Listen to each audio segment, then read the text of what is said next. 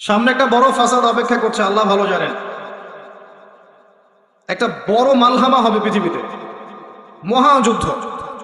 এই যুদ্ধে পৃথিবীর অনেক মানুষ মারা যাবে, এমনটা হাদিসের মধ্যে এসেছে। কে জানে, আল্লাহ ভালো জানেন এটা কবে হবে, কত সালে, কিভাবে হবে, আল্লাহ ভালো জানেন। এমন হতেও পারে এটাই সেই পারমাণবিক যুদ্ধের সূচনা, আল্লাহু আলাম। কারণ তারা শুরু করেছিল প্যালেস্টাইনকে কেন্দ্র করে, সেখানে পারে নাই। সিরিয়াকে কেন্দ্র করে চেষ্টা করেছে একটা মহাযুদ্ধ লাগানোর, পারে নাই। সিরিয়াকে কেন্দ্র করে প্রায় হয়েই গিয়েছিল, এখানে অনেকগুলো দেশ ইনভলভ হয়ে গিয়েছিল, কিন্তু নিউক্লিয়ার যুদ্ধ পর্যন্ত যায়নি। কিছু মানুষ চাচ্ছে, একটা সভ্যতা চাচ্ছে যে পৃথিবীতে একটা মহাযুদ্ধ ঘটুক, এর ফলে পৃথিবীর ম্যাক্সিমাম মানুষ যেন মারা যায়, পরাশক্তিগুলো দমন হয়ে যায়, সে নতুন করে রাইজ করবে, সে অপেক্ষায় বসে আছে। এবং তার নাম কি সেটা আপনারা আমার চেয়ে ভালো জানেন। প্রথম বিশ্বযুদ্ধের পরে একটা কান্ট্রি বিশ্বের রুলিং স্টেট হয়েছে, দ্বিতীয় বিশ্বযুদ্ধের পর আরেকটা কান্ট্রি বিশ্বের রুলিং স্টেট হয়েছে। এখন অন্য কোনো রাষ্ট্রকে যদি পৃথিবীর শাসন রাষ্ট্র হিসেবে আত্মপ্রকাশ করতে হয়, তাহলে বিশ্বে আরেকটা বড় যুদ্ধের দরকার আছে। জ্ঞানী মানুষ ইশারা বুঝবেন, তারা এই চেষ্টাই করছে। এভাবে বিশ্বের পরাশক্তিগুলোকে তারা লড়িয়ে দেওয়ার চেষ্টা করছে, এবং পিছন থেকে তারা দাবার গুটি চালছে, তারা সামনে আসবে না। এগুলো তারা বুঝবে যাদের দু চোখ আছে, খিদর আলাইহিস সালামের মতো। তারা বুঝবে না, লাহুম কুলুবুন লা ইয়াফকাহুনা বিহা ওয়া লাহুম আযানুন লা ইয়াসমাউনা বিহা ওয়া লাহুম আ'য়ুনুন লা ইউবসিরুনা বিহা উলাইকা কাল আনআম বাল হুম আদাল। এই শ্রেণীর মানুষ এগুলো বুঝবে না। তো পৃথিবীর প্রতিটা ক্ষেত্রে ফাসাদ মানুষ সৃষ্টি করেছে, আর মানুষের জন্য এই পৃথিবীর ক্ষতি অপেক্ষা করছে, পরকালীন ক্ষতি অপেক্ষা করছে। মানুষ বুঝতে পারছে না যে এর ফলে কি হতে পারে। মেডিসিন বন্ধ হয়ে যেতে পারে, পরিবেশের মধ্যে অক্সিজেনের লেভেল কমে যাবে, ফ্রেশ বাতাস পাবে না মানুষ, ফ্রেশ খাবার পাবে না, ইকোনমি পড়ে যাবে, তেলের দাম বেড়ে যাবে, প্রেশিয়াস জিনিস পাবেন না, নিত্য প্রয়োজনীয় জিনিসের দাম বেড়ে যাবে। এক নিউক্লিয়ার ওয়েপেন্সগুলো ওই জাপানের হিরোশিমা নাগাসাকির মতো নয়, এখনকারগুলো আরো অনেক শক্তিশালী। একটা বোমা একটা রাষ্ট্রকে উড়িয়ে দেওয়ার জন্য যথেষ্ট, মানুষ কঙ্কাল ছাই হয়ে যাবে, কিচ্ছু করতে পারবে।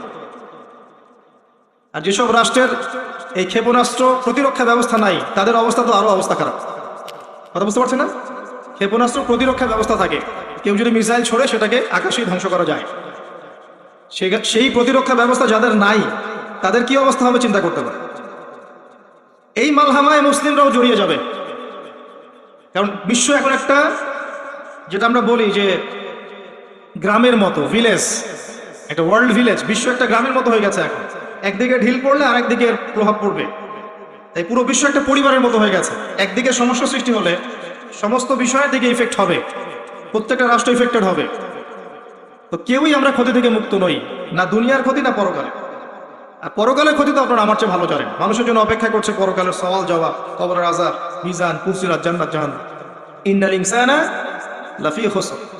তারপরেও মনে হয় আমাদের চালচলন দেখলে যে ক্ষতি আমাদেরকে স্পর্শ করবে না। আমাদের ব্যাপারটা অনেকটা এমন যে আরে অন্যদিকে কি হয় হোক, আমি তো ভালো আছি।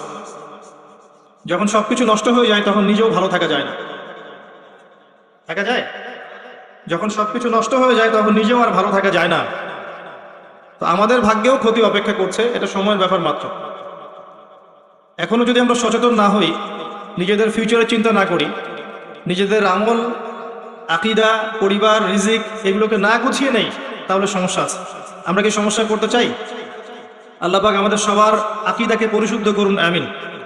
বেশি থেকে বেশি নেক আমল করার তৌফিক দান করুন, আমিন। আমাদের পরিবারগুলোকে আল্লাহ পাক জান্নাতি পরিবার রূপে কবুল করে নিন, আমিন। সবাইকে আল্লাহ পাক হালাল রিজিকের ব্যবস্থা করে দিন।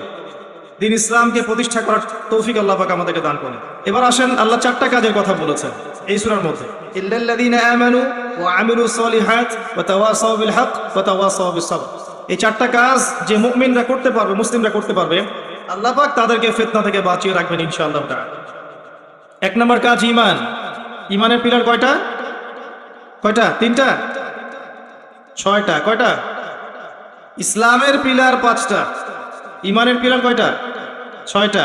আল্লাহর প্রতি বিশ্বাস এক নাম্বার, ফেরেশতাগণের প্রতি বিশ্বাস দুই নাম্বার, তিন নাম্বার আসমানি কিতাব সমূহে বিশ্বাস, চার নাম্বার নবী রসুলগণে বিশ্বাস, পাঁচ নাম্বার পরকালে বিশ্বাস, ওয়াল ইয়াউমিল আখির, পরকালে বিশ্বাস, আর ছয় নাম্বার হচ্ছে তাকদীর বা ভাগ্যের ভালো মন্দের প্রতি বিশ্বাস। এগুলোকে তিনটা কাজ করতে হয়।